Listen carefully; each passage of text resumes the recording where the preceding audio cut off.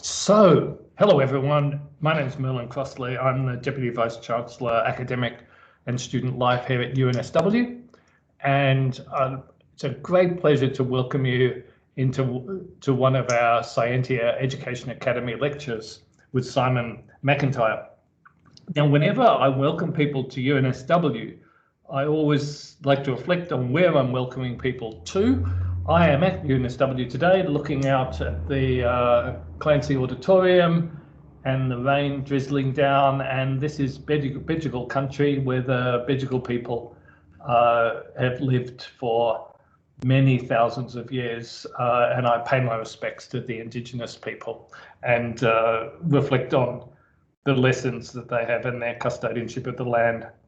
So let me just say, to start with, we have these lectures for two main reasons. One is to celebrate and share the insights from people engaged in teaching, and particularly the leaders who are very high caliber teachers with great capacity of making great contributions. Now, sometimes teaching's hidden, it's in the classroom, and we don't always know what's happening. And we can't learn from one another unless we see what's happening. So we have these lectures. The other thing is that having these lectures helps build the community. And I'm just so delighted when I see we've got 64 people tuned in now. We've got more than 100 registered. This number will climb from 64. We can collaborate in teaching more easily sometimes than we can in our own different disciplines, which are divided by barriers of jargon and detail. But in teaching, we can transfer the skills and the ideas across. And Simon is an expert on enhancing teaching through technology. It's got a great topic, staying human by working with the machine. It's a bit like a Samuel Butler's novel, Erewhon, which told us the dangers of machines. They are both good and bad, and Simon uses them for good and is an expert on this. So we're very fortunate to have Simon. I'll just say a couple of words about Simon in a second, but just let me also say the event is being recorded. So if you want to ask a question at the end, just remember that it will be recorded. So if you don't want to be recorded, just don't put your head above the parapet. If you want to put comments in the chat, they can be quite useful and it helps build community and engagement. Simon probably won't be able to see them because he'll be busy focusing on delivery. But if you put a question, we'll get to the questions at question time. And Rawdon Wilkinson, our PVC education and the student experience, will be taking the questions at the end. So with that, let me just say it's a delight to have Simon here. He's Director of Educational Innovation at UNSW. He's a Principal Fellow of the Higher Education Academy, which is a global network which recognizes leading teachers from across the world. He's obviously a member of the UNSW Scientia Education Academy, but you know, he's also a great teacher, an award-winning educator. He's absolutely committed to improving the effectiveness, quality, the relevance of the student learning experience, and using his own intelligence, expertise, and the discipline knowledge to improve learning and teaching practices.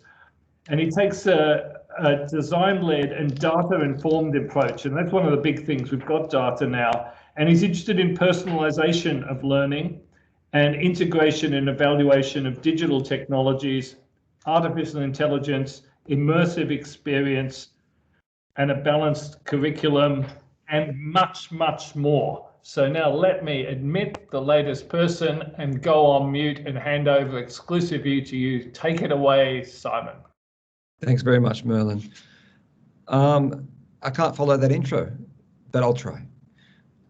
So I'll have to do the obligatory, can everybody see that question? So if someone could just yell out, that would be fantastic. Yeah, we can see it, Simon. Fantastic. Thanks, Rawdon.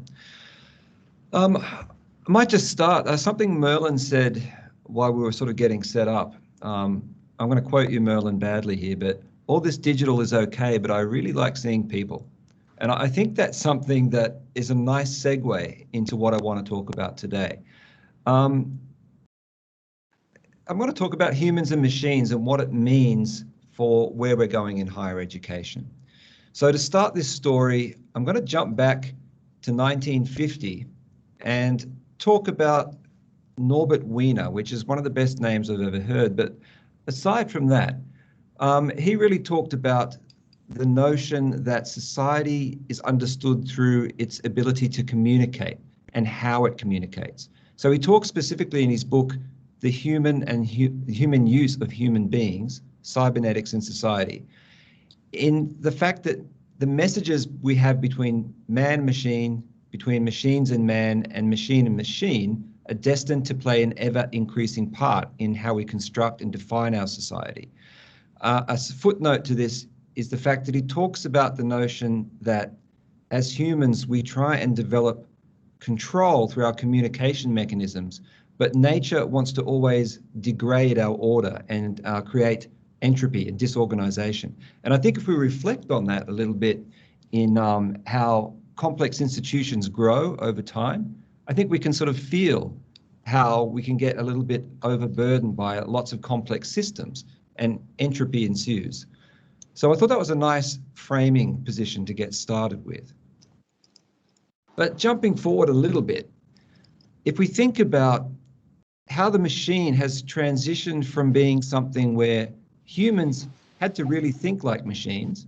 So if you think back to the days of, like you can see in the picture there, the days where a computer filled the entire room, humans had to learn its language. The machine did a very specific thing, and very few people had to be highly skilled to get it to do that thing.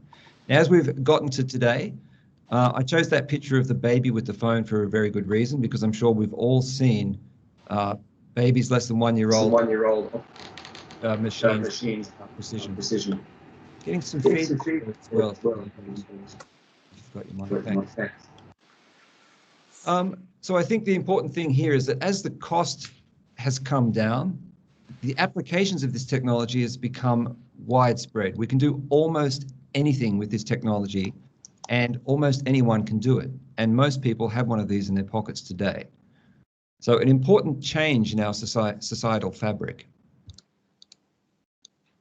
And most of us have heard of the concept of the digital native. It's been touted in education circles for a few years. And in some ways, I'm not a fan of this particular phrase, because often we think as an institution, well, we've got complex technologies and they're pretty hard to use, but hey, the students are digital natives, they'll know what to do, they'll work it out.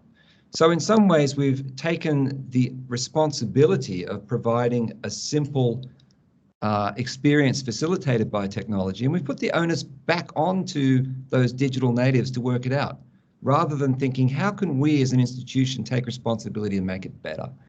So Prensky, the person who coined the phrase, wrote a few years later, I've got a quote there, that as he's reflected on this since he first coined the phrase, he realized that no one knows automatically how to use technologies. You have to be taught. And I think if we think about that in terms of a lot of the students and ourselves coming through today, we've turned into digital consumers, and our economy is really moving towards an experience economy. So what I mean by that in a lot of ways is, back in the day, if you were using technology to do your work or for some sort of entertainment, you may have heard of the phrase computer nerd. I don't think that exists anymore. But you used to have to be able to think like the machine. You had to be technical to be able to use the machines. Now, we're about consuming content through the machines, and a lot fewer people really know the nuts and bolts behind it all that makes it work. So that's an important thing to keep in mind. We can't assume people are technically minded. So today, if we think about a lot of experiences and services that we interact with in our day-to-day life, we've become very, very accustomed to seamless and simple experiences across multiple platforms and touch points.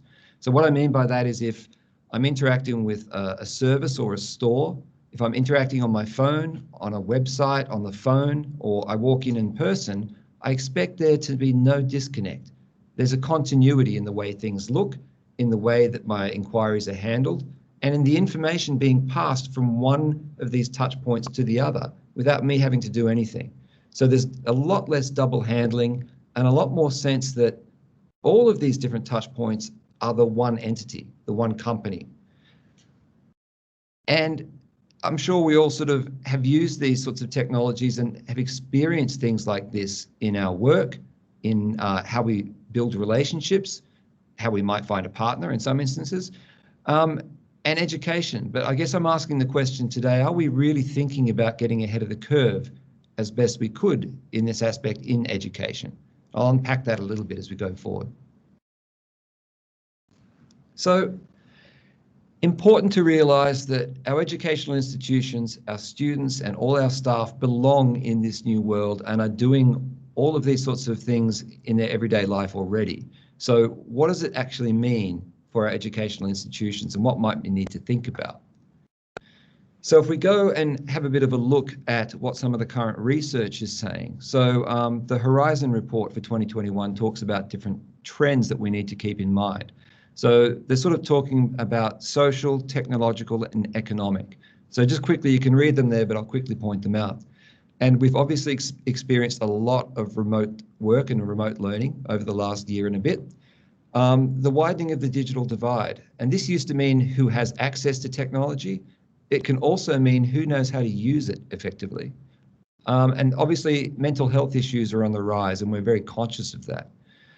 We're talking about hybrid learning a lot, so mixing the in-person and the online, increased use of different technologies to facilitate this, and a push for our academic staff and our administrative staff to really build their skills in this sort of area. In terms of the economic landscape, the funding's going down, it's getting tight as we know. There's a big demand for different skills, and we're not sure we can rely on the same sort of income we used to. So what does this mean for how we might think about how we approach things? That same report talks about the key technologies and practices we need to be aware of. The top 6 that I picked out from that report, artificial intelligence is at the top, and I will go into that a little bit later. Blended and hybrid course models, learning analytics, micro-credentialing, open educational resources, and quality online learning. All of those technologies and practices start to talk about a framework that's a bit more fluid, a bit more adjustable, but those adjustments need to be informed by something, and we're all in very different circumstances. Just skipping across to Gartner for a second. They were really looking at what the impacts are we have to be cognizant of as well. So obviously student experience in this changing world is really key. And I think a lot of us have experienced areas we could improve in this, where we're not quite as seamless as we'd like to be.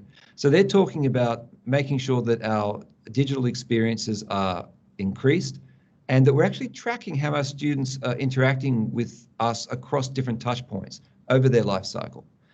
Looking at scale, how can we use technologies to actually scale what we do in a digital way? And understanding that things are in a new normal. So they talk about the COVID-19 campus, and I hope we come up with a better name than that. But it really is about the reliance on information and how we use that to be agile and to actually provide the service we need to. So the thing about the future, if I go back to 1950 for a second, the ideas that were talked about there probably seemed incredibly wild at the time, but here we are around 70 years later, and a lot of what was talked about is happening. So there's a theory called manufactured normalcy, which I think is important to keep in mind. And that sort of talks about the fact that because we're in the present, we don't actually really see that we're traveling into the future sometimes. The changes are small and incremental, they happen around us and we absorb them, but we always think of the future as this big scary thing that is a bit far out of reach. And what can happen from that is the fact that people find that a bit confronting. It's not really relevant, it's too far away, it's too difficult. So we'll get to it later. But it's important to realize that it is happening now. We're living it every day. We just have to say, yes, we are in the future and we get a chance to shape it if we put some thought into it. So digital personalisation in all of this. I'm going to say what I think it is in a second, but first I want to outline why I think it's important given that context. So many of you will have seen a lot of results from my experience, and these results here are the broad degree, which is all positive sentiment. But if we look back to 2017, back to the end of 2020, we can see in teaching, the students feel we do pretty well, especially if you think about 2020, and in term 3, it was 94% satisfaction with teaching. That's pretty significant. The satisfaction with course design is also right up there. So it's something we do well, and we do a lot of things well at UNSW. We have really good teachers. We have a lot of great courses. We've got fantastic support services, great communities, all those sorts of things. So if we think about that, and we think about the SES results, which is that national comparison of a student's entire experience at university. No secret, UNSW is down the blunt end of that. So we're sort of sitting at 59% overall satisfaction. So if we're really good at the teaching, we have great employability, our graduates are doing amazing things, what is it that we're not thinking about that reflects in those results? So having a look at the breakdown of those results of the SES survey, I've marked in red everything that we at this institution would consider a fail, so everything below 50. And just pulling that out so you can see, these are some of the most challenging aspects and areas where students feel we could do better. So the main areas are in teaching quality and feedback, constructive feedback, which I know that Rawdon has talked about a lot, and it's an area that we're focusing on. Student support, finding advisors, were they helpful? Did I feel like I got settled into the institution? Was I offered the support that was relevant to me? Did I feel like I was given an orientation into this new world? Language support, career advice. Could I find a career advisor? Did I actually get skills development that I needed? And the learner engagement really centered around connecting with other students. And if you step back and look at this, all of these categories where we got below that 50% mark are about students feeling that they're connected to people and connected to services that they need when they need it. And I think sometimes we put a lot of emphasis on, let's focus on improving our course design and our teaching to improve the QUILT, the SES results. But really, I mean, if we're doing that well in our individual courses, maybe we can think about a different aspect of this. Maybe we can think about how we connect people to people and how we connect them to the services they need. And if I just jump back to that graph, if all of those red bars went up into the green, that would lift our overall satisfaction enormously. So that's the sort of framework I wanted to start with.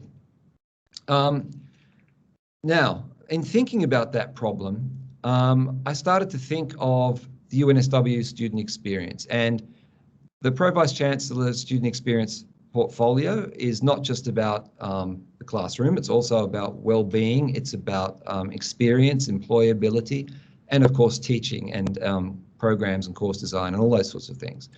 So just a real sort of desktop overview of some of the aspects of UNSW. So over 6,000 staff, over 60,000 students, 695 different academic programs that could be chosen, 7,342 courses, over 2,200 websites, 1,500 plus events that are student-oriented, multiple support services for academic support and well-being support, 300 social clubs. And this is by no means complete, but it just gives you an idea of like all the opportunity, all the different options that a student walking into this environment is faced with. And let's face it, our staff are faced with as well. For me, it feels like this. So the university has 1,000 doors, all very different, all full of wonder behind them. But how do I choose? How do I know where I'm at? How do I know what I need to connect to? I could spend a lifetime trying to open all those doors and find what I need. It can be a little bit confronting. So how does that translate into the student support and how our students experience things? experiencing things. So talking to colleagues in our student services area, this is just a quick breakdown of this year's cases. So students reaching out to our student support teams between January and May this year. And you can see in the created cases, just in those few months, there were 83,015 student requests of humans in those teams. This year we've lost some people from workplace change, so this demand has got incredibly high. We have 102 agents who are supporting those 83,000 cases, and it averages out to 814 cases per person who's trying to help our students. So you can see that complexity and those amount of choices are really difficult to deal with because we're trying to do it as individual humans in a very complex world. If we just take a look at what those cases were about, this list was longer, but I've cut off what I could fit on the screen and what's relevant. But if you look at the top queries, it was around enrollment guidance. What should I do next? My class is full, what can I do? What's this course about? Can I transfer credit? My timetable doesn't fit me. All those sorts of administrative sorts of processes. Part of me really asks, does a human have to do all of that? Can we actually work with the machine to automate some of those queries? Because we have data lying around in spades everywhere. Maybe we just need to ask the right questions. So we live in a complex environment in this institution, and students are experiencing a complex environment. So how do we get from the state of affairs on the image in the left? That's the reality of how we have to work. And the student is expecting and maybe would desire a golden pathway all the way through their experience through UNSW across all those touch points. They can see the end goal, they can see the vision, and there's a clear path. How do we get from one to the other? A designer that I've worked with in the past, he deals with something called service design, which is really about connecting the dots between all these different complex pieces in an institution. And he made a really good point about the notion of complexity, which I think is worth thinking about. So he's sort of saying that if we fail, I'll just read. If we fail to tackle complexity with complex thinking, we're doomed to oversimplifying and producing simplistic solutions that fail. So in other words, it's not necessarily about saying we can't be complex, but we have to put complex thinking behind the solutions that we create to manage the experience of our students and staff so that it's not complex for them. So if we think about UNSW or any business or institutional service, we have many touch points. With us, I've named some of them before. And what tends to happen is that, like I said before, we do a lot of really good things, and we'll have teams of people working on their one good thing, and they do it really well.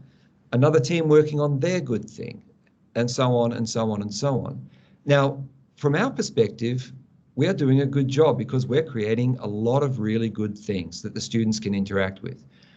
From a student or staff member's perspective, trying to navigate this, how do they get from that one really good thing to the next? How do they understand how it relates? How can they navigate their way through that? And often what can happen is that because we're not in those consumers or students' shoes, we don't really know what it's like to walk through that complex environment. And what can happen is that people can slip through the cracks, so to speak. And that creates a gap in the student experience that we need to really start thinking about. So just emphasizing again, complexity doesn't have to mean complicated. Complexity is not bad, it's good. It lets us do a lot of amazing different things, lots of possibilities, but complicated is not good. Our interface to this complexity has to be simple. So how could we possibly start to do this?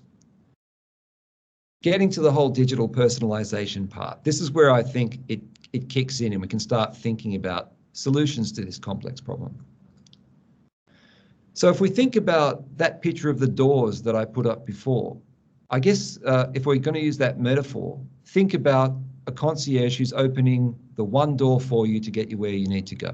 So it's about uncomplicating the choices, and the experience. So it's about using data to understand the needs and preferences of the individuals who are in this ecosystem, and based on that, giving them the information or the connections they need when they need it, always being there giving support and guidance, unburdening process and unburdening people, and being proactive with data rather than reactive. And an example of that might be where we get our My Experience results at the end of every term, and then we try and address any issues that come up from that, rather than getting little warning flags along the way that we can be addressing before things happen. So this is about a seamless integrated experience. And this is actually something taken from a marketing website. But it talks about the fact and emphasizes the point I made before about if you interact with a service or a company or an entity, it's about knowing that whatever component you touch of that entity, your information is seamlessly passed through it. It knows who you are, people know who you are, where you're up to, and it's consistent. And that's the main thing. So, no one person or no team of people could possibly manage the complexity of all these different services and the relationships between them that we offer. It's such a rich environment that it would just be impossible. But we have computers for this sort of thing.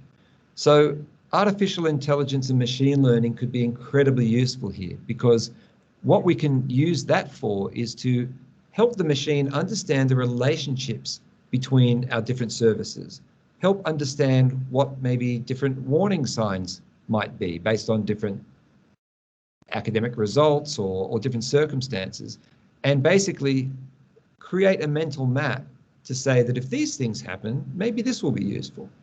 And then that whole process takes that cognitive burden from us, and it allows us to actually address the issue rather than trying to understand it. So how do we feed a machine like that? We need data. And when we're sort of talking about learning and teaching, we always talk about the My Experience survey and the SES Quilt survey, and they are really, really important surveys that really help guide us, and they give us a measure of feedback about how we're doing, and it lets us hear what the students are saying and feeling. Now, I actually, talking to Kate Carruthers in UPP, she pointed me to a website in Confluence, which is our Sources of Truth website. I don't know if any of you know about this, but here's a list of databases, and I've roughly categorized them, that UNSW maintains that are considered sources of truth for different types of information. So you can see My Experience and Quilter up in the top corner there. We have a lot of information around curriculum design, syllabus, timetabling, policies and procedures. We've got information about alumni, our grades, direct entry, how many videos are being watched. I could sit there and go through that for some time, but needless to say, we've got data sitting there about our learning and teaching, our curriculum, our students, where they're up to, how they're doing, where they come from, what they're doing, research, our people, their skill sets, what they can and can't access, all those sorts of things, our resources, and other stuff like clubs and societies and extracurricular activities. We've also got a lot of other information that's out there that we haven't necessarily harvested yet. So really critical basic information in course outlines, how often people are using our digital environments, what our assessment designs are, when and where people access Wi-Fi, how much data is being used, like I said, our social clubs, what events are happening, industry partnerships, scholarships, etc., etc., etc. All of this information is out there floating.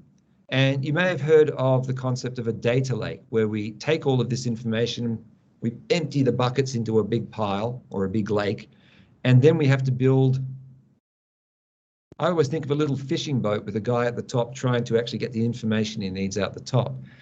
But the things we have to think about here is we need to create connection points to bring that information together, and we need to have an ability to ask questions of it at the right time for the right reasons.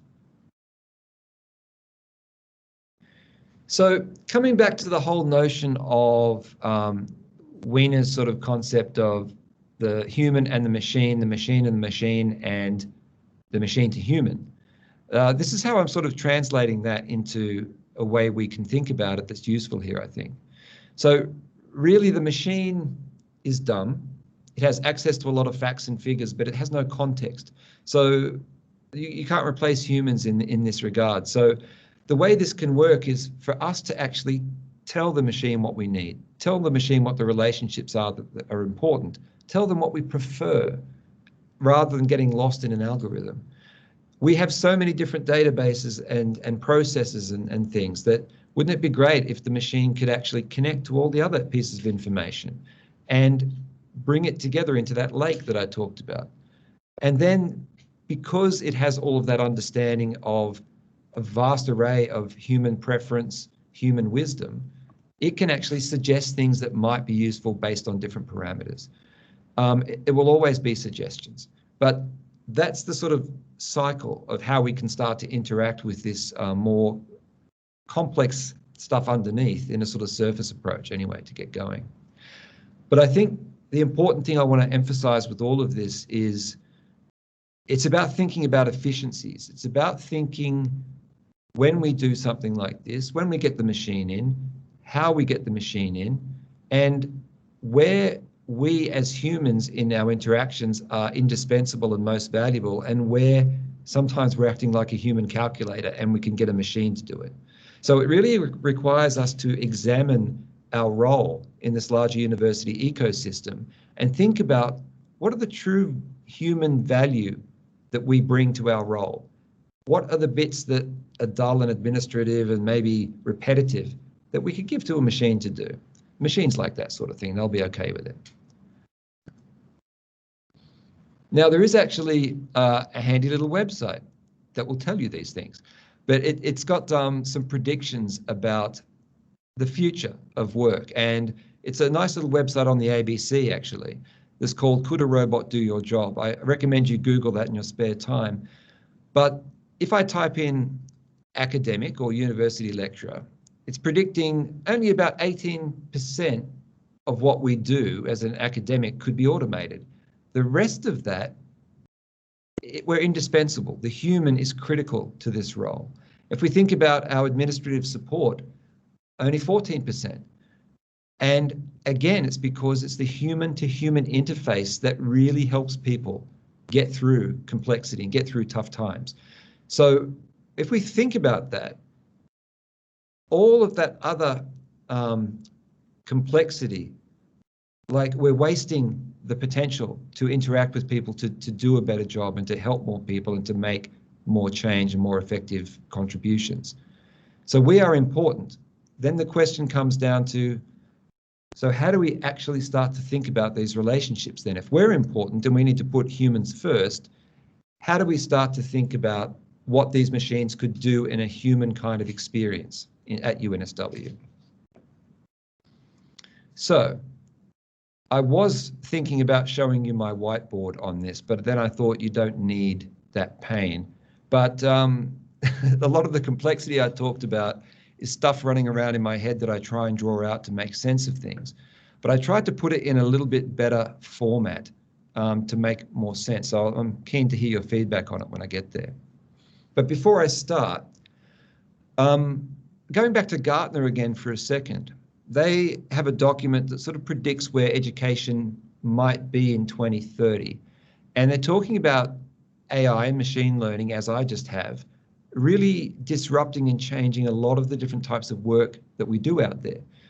That means that we'll have new types of students, we'll have a new value proposition. They're looking for different things from their higher education. We will have different revenue models, and we have to be highly able to personalize to be able to satisfy the needs of future students. So the way they talked about it was, if AI is really disrupting a lot of work practices, we've got Scholar U, which they're defining as very research driven, very personal pursuit of knowledge. That would be something that's much more individually focused and much wider range of topics. Your own you, which would basically mean, how do I pull together different types of learning to meet my needs right now? My workplace has just changed significantly. I need to upskill really, really quickly, and I need it in a way that no one else needs it. So I need some control over that. Then we've got something that's more focused on employability, which would be working a lot more closely with the needs of different industries as they emerge and building a much more direct pathway.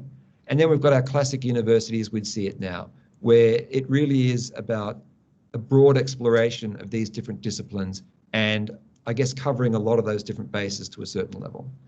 So what models do we need to think about in terms of our curriculum design, in terms of our administrative process, in terms of our size and shape of educational offerings, and all the other bits and pieces that would make that work? So something to think about. And where I sort of think about the possibilities for this, coming back to UNSW and the right here, right now, or maybe the right here 2025, is that every student and staff member has a digital guide that actually navigates their UNSW experience. It uncomplicates it. It creates a single door into the opportunities. So how it might work is that to start with, you need to tell the machine who's boss. If I think about Netflix for a second, because it's always an example that comes to mind, it has so many movies that you never see. Because if I watch one particular type of movie once, then I see that type of movie again for like a month, and I don't get to explore. So for me, we have to be very careful about making sure that a student or a staff member can say who they are, what they prefer, how they work, how they want to be contacted, what suggestions they want to receive, so that there's not this sweeping over of their humanity with a central algorithm. So it's not one size fits all. So this example, I could be an undergrad international student. I really always work steady on my assignments and get them in ahead of time. So maybe if you think I'm falling behind, just give me a nudge. I really don't want you to tell me about social opportunities because I'm here to study, but I really want to know about industry. So connect me to any industry events that are in my discipline. And by the way, I don't even know where my UNSW email address is, so just send me an alert on my phone. So we could actually teach the machine on an individual basis to get started with that relationship. And by the way, all of this applies to staff as well, but with limited time, you could use your imagination. So this sort of arrangement could be about learning. That's the first thing that we would think about. So some of the questions that students might have is, what's happening right now? What do I need to focus on? How am I doing compared to everyone else? Where am I up to in my degree? What else could I choose as an elective? And what should I do next? And our little algorithm or our little AI could be thinking about sort of things like, well, she's told me her goals when she started studying with us. So maybe what type of learning is more appropriate for her? Where's she up to in her degree? What electives could I recommend based on her interests and her progression? How's her results going? What could I suggest as an additional resource that might help her? It could actually bring together all these different services about a central place to have comms, basically helping a curriculum build itself based on the needs of the student. Managing assessment and feedback, a place where I can see what's happening with my assessment, I can keep my feedback, and I can give feedback safely and safely. Let's just leave it there. Help me manage my time, progression checking, enrollment suggestions, all of those different things could be done in a way that connects that student to different services and suggestions and strategies based on where they are, who they are, and what they need at that time. It's also about our academic and well-being support. So we could have students where they're they feel like they're struggling and they just don't know who to contact. And maybe we can tell by seeing the pattern of results or how often they've engaged in a learning environment or walked into a classroom. we may be able to catch them and suggest things, the right things to them before it becomes a problem. And our connected data could be looking at, are there actually patterns of this happening before? Have they reached out to other people? What's the best approach that would suit this particular person and the situation? And how do we do it delicately based on the rules that our experts in wellbeing have actually put forward into this? It also extends into career development. So a new student might be here and going, I don't know what the industry's like. What jobs will I actually have the opportunity to apply for? How do I be the best employee? What skills do I need to develop? Who can I actually reach out for help? That's where we're connecting the data again, and our assistant can actually go, okay, the students in this discipline, we know these experts in this industry, 7 of them are mentors. It aligns to her interest area. I'll connect them up. I'll also link that student to our different seminars, our different will opportunities coming up. And I'll actually be monitoring the job market and looking for the emergent skills that I can feed back into the academics and the career development people to help guide that process. And most importantly, for me, it's really about connecting the right people to the right people. Going back to Merlin's point right at the start, seeing people is great, and it actually really is. So our students are telling us they want to belong. They want to feel that sense of belonging a lot more. They want to learn from the best. They want to form networks that are going to help them beyond UNSW. Imagine if we've profiled ourselves in a way that we're comfortable with in the system, and this system can help connect us to the right mentors. It can connect us to the social groups that we might be interested in, volunteering. It can connect us to the support we need when we need it. But most importantly, it's about not filling in a form on a website and having to wait because our poor staff are overloaded. It's getting to the person you need to get to when you need it. So the blue sky vision is really our brains, its know-how in terms of number crunching, creating greater efficiencies, more simplicity, more relevant experiences, and giving us more time to be human with each other as student to student, staff to staff, staff to student. That's a lovely picture. There are a lot of questions that arise from all of this. Now, I'm being a bit provocative in this particular talk. I'm not saying I've got the answers. We're just sort of painting a vision, and I really, in my role as Director of Educational Innovation, I really want to work with all of you on defining a lot of this. What is important? What will make the most difference? Some of the questions that are just off the top of my head are things like, how do we deal with inequity in terms of the digital divide? What if students can't use the technology? Are they going to miss out? Is it creepy? What about privacy? How much is too much? Where are the ethical boundaries on this? Are we asking students to opt in, or do they have to opt out? The governance frameworks in this are, it's a lot of work to get this going and make sure we're managing this properly. What do we have to invest in to give us the infrastructure for this? Who controls the data? What about the idea of profiling and bias? So we judge a student based on their past performance because the machine suggests something. And the big one for me is, does it eliminate the serendipitous? We don't want an algorithm-driven experience. We want the joy of discovery mixed in with this. It's about balance. And interestingly, Merlin at the intro, when he was introducing me, said, and much, much more, and I'm going to end on that. There are many, many more questions here. And it's about how we work together to define if this is somewhere we want to go, how we could be most useful in terms of improving the student and staff experience, and just getting the basics of this right so that we can just move forward with confidence. So that's just some ideas I just wanted to share. I really thank you for the opportunity to do that, and I'll just throw back to Rawdon as well. Thank you, Simon. That was excellent. Really, really fantastic. Really engaging, provocative. My head is spinning. I'm sure everybody else's is spinning. Simon, do you want to stop sharing your screen, and then maybe colleagues can pop up if they want to say something? We have a conversation going on between John Lynn and Carol about digital success coaches, which I'll come to in a moment. But really just to highlight something that really stands out for me from what you talk about.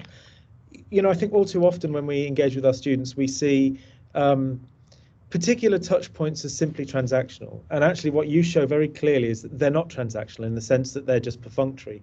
They actually shape experiences.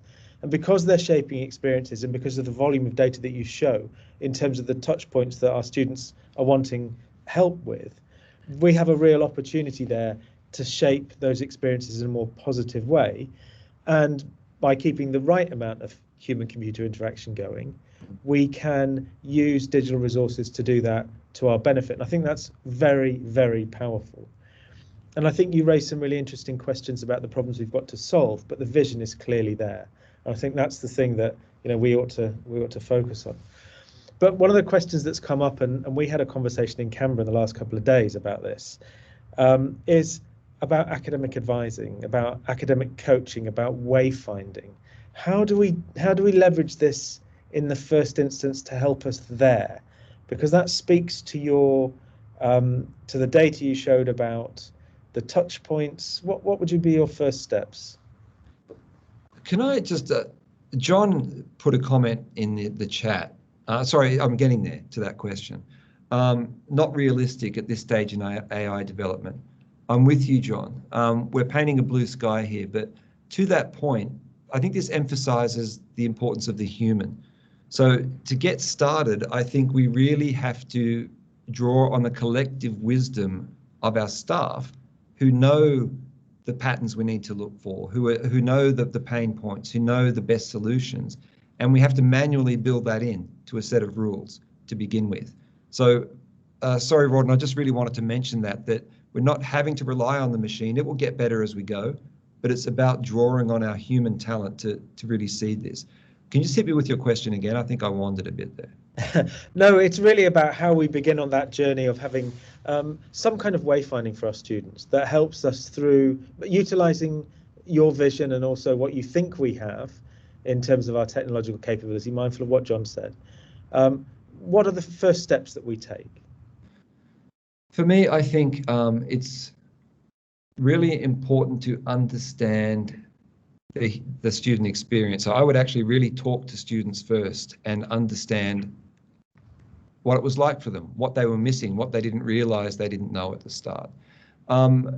Simple things like just where am I up to in my degree? If we think back to the inquiries about to our student support teams, a lot of it is, I don't know where I'm up to, I don't know what I need to do next. So where I think we can concentrate are some progression things like that, but more importantly, it's just how do I manage day to day? So if we focus on the learning part first, then basically we've got information in our learning management systems we could draw on. We could help students manage their day-to-day interactions so they get used to that sort of level of support. And the second thing I think we need to focus on, if not the first, is the well-being and support as well, and connecting that. But to do that effectively and sensitively, we really need to understand what the signs might be when a student's in trouble. And that's a very sensitive and complex thing to work through. Thanks, Simon. That's a great answer. Peter's popped up on the screen. Peter, I'll come to you in a second, but just a segue from where you ended up at. Charlotte notes that, you know, she's fascinated by the many diverse cultural experiences our students have and how that plays out and is shaped by digital interactions. I think also, you know, within that is the many different identities our students have, and how we preserve those and don't ride roughshod over that. What kind of safeguards can we build in? I think this is what I alluded to about telling the machine who's boss. It really has to come down to the individual having a wide range of control about what they share, about how they're contacted and seen in the machine. It's every question is 10 other questions, Rawdon. It's very complex, I know, but I definitely think we have to always have that transparency. We have to be very honest about what's happening, why data is being used, and always give students the options along the way. Not something that's like in 2-point font at the bottom of a website when they're enrolling in a course and they never see it again. So transparency and keeping it front and center. Thank you, Simon. I think that's an appropriate place to keep it, because this is about vision and about direction. It's not about the nitty-gritty. Peter, and then Zoran. Thank you, Simon. I love this vision of working out how we can get humans to do what they do most efficiently and effectively, and devolving the rest to computers.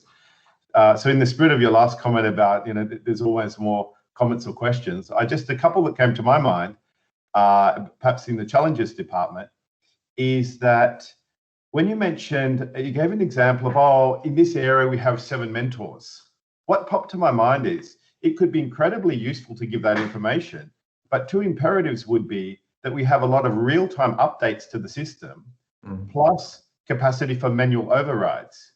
Because, for example, that being fed into the system, silly example, those 7 mentors get 20 calls each the next week. And so therefore, and so my point or observation goes to, we can save a lot of work by having computers do stuff, but we potentially create a lot more work that needs to be in real time. So for example, the mentors need to jump on and say, okay, system, my bucket's full, I don't need any more. Then if the mentor says to someone at UNSW, look, I'm getting bombarded here, how do we deal with it? How does the system get overridden? And so it's corrected in real time. So in a sense, we don't solve some problems and then create a whole bunch of others.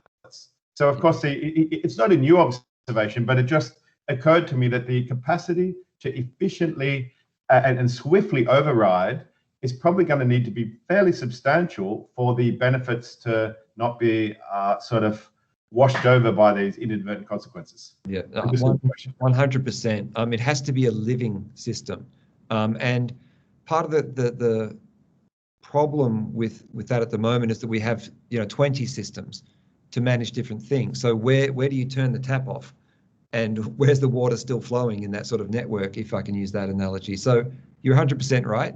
It is something we have to think about, which is, I think, if we've got to embark on this journey, we put effort into understanding what's going to make the most difference first, take a small step and do it really well, and then look at how we can build on it, not build something else new next to it that doesn't actually communicate and talk. Terrific, thank you.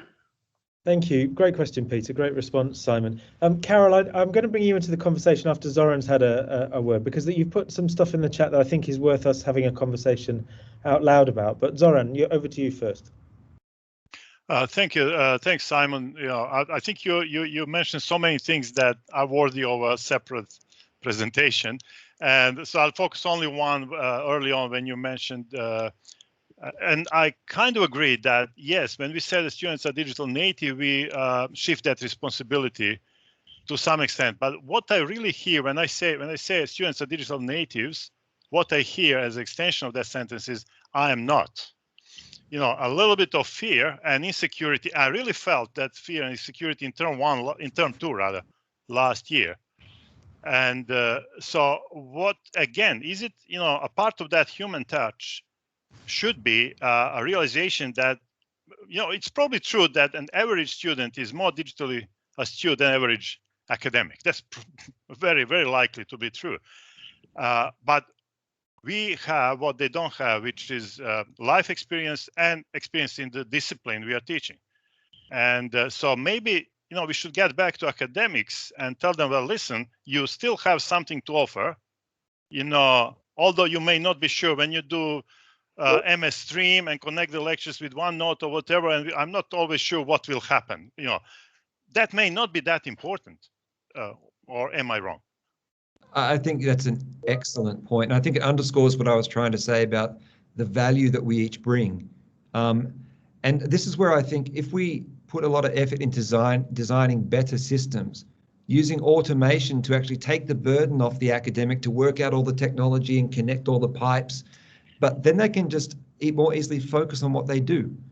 That's one of the main goals of this, is to actually systemize a lot of these processes so you don't have to think about it. Like if I'm using my phone, I don't know what programs are running. I just know I have to touch it with my finger. And that's part of the philosophy we need to think about. So excellent point. And fully take it on board.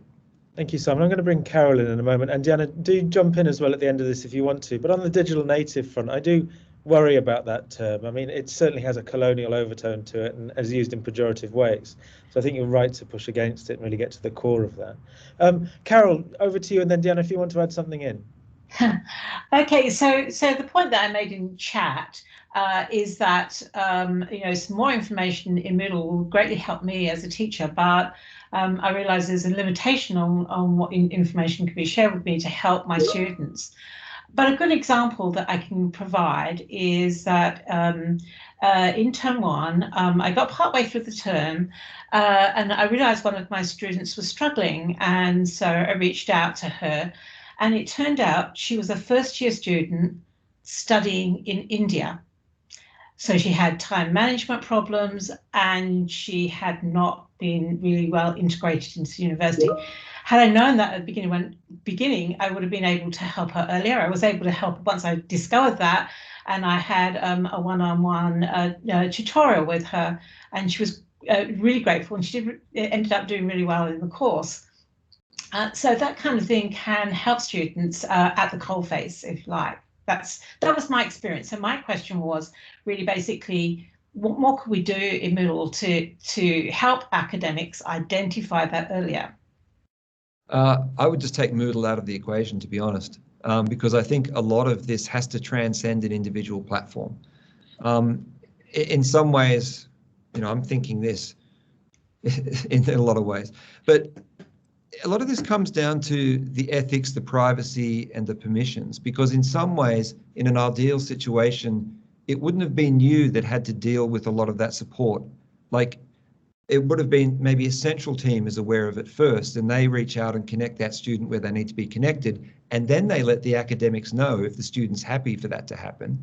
And then that academic can add another layer of support over that that's more about just what they're focusing on. I think all the connections are possible. It's just probably down to a what should we do and what shouldn't we do question when it comes to that. Yep. And that's where we're going to have to spend some effort really playing out these scenarios and thinking about those sorts of questions. Yeah. But obviously, I think that academics are a part of that human chain as we're working out what AI can be. But I think that the vision overall of that AI eventually can help us do what you're suggesting in your talk is a fantastic idea. Thank you very much for the presentation. It was very enlightening. Thank you. Thank you, Carol. Thank you, Simon. A couple of elephants have crept into the room in terms of ethics and privacy issues, but we'll maybe just leave those ignored for a moment. Deanna, please. Thank you, Simon, and thank you very much, Rawdon, for that. Look, mine is probably more just a commentary from the personal experience. I was very chuffed to see that long list of data sets that you're pointing out that can really give us insights. There was a project that I worked on within the School of Engineering and IT in Canberra, and what I found that looking at Quilt and my experience data really limited my opportunity to learn more about the courses that we were looking at supporting. So when I started doing a bit of research, I started to find that there were student interviews, staff interviews, alumni ratings, student ratings, teaching awards, all sorts of different rich sets of data, academic program reviews that I could tap into to inform the framework that I was looking to establish within the school. But when I got to that point, which was great, then I needed people. And I needed a lot of people to help me pull this off, to establish a team who would then run these processes of assisting each other in the course improvements. So I think it's important to have that data, but we need people as well to then do something with that data. And the only thing I'll quickly add to that is that if we had that level of insight that you're talking about, then we can get much more out of the number of people we have, because we can focus our efforts where they need to be focused. So it's much more pinpoint. So yeah, the human, I hope that came through in the talk. The human is critical. Yeah. And it's just about making sure that we're not burdened as much, we're more effective, and we're better informed and better connected. Yeah, thank you. Thank you both. Great questions. Lynn, I'm going to hand the last question over to you, if I may. But before I do, just to acknowledge the comment that Michael put in about casual academics, a very important question. I really appreciate your excitement, and Jackie, of course, your intervention also. But final question to you, Lynn. Thank you so much, Rawdon, and thank you so much, Simon, for the presentation. Certainly sings to my heart to hear the information about that part of the challenge is the experience. I saw a fantastic presentation many years back, actually at Mumbrella, where they actually charted how people who were joining the military and how their experience from when they first said, I'm interested, to then all the way through. Yeah. And it was great to hear that our students think that teaching is good and that our teachers are good and that we're doing good things for them, because that's often where everybody says, how do we get this CILT score up? And we try to come back to teaching. It was, if we can get that more seamless, as you're talking about, experience from when they enroll, how they're touched at those touch points. And I find that I spend a lot of time saying to a student, you'll need to talk to this person. Yep. I'm the teacher. I really wished I could solve it all for you. You know, I wished I could get into a system, or I wished I could see that you've already spoken to 20 people. I know that when we use data for our 500 students, it's so much better because we know what they've done before they've talked to us.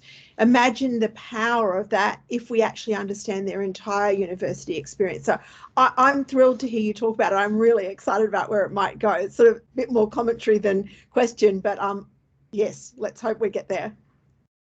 Thanks, Lynn. That's fantastic. I hope so too. A lot to do, though. Thank you, Lynn. Thank you, Simon. I think that was an absolutely outstanding lecture, Simon. Thank you for your time there. Colleagues, can I ask you to thank Simon in a digital fashion? You'll see the reactions at the top. Please, let's applaud Simon digitally, very much in the spirit of what we've done today. Thanks very much, everyone. It's really great to actually have the chance to share some of this. And reach out if you want to talk more. I'm very happy to. Thank you. And colleagues, just to put, as you leave, please do know Yvonne's put a survey in the chat, which we'd very much appreciate if you can fill out. But thank you all for your attendance this afternoon. And thank you, Simon. Look forward to seeing you all next time. Thanks, everyone.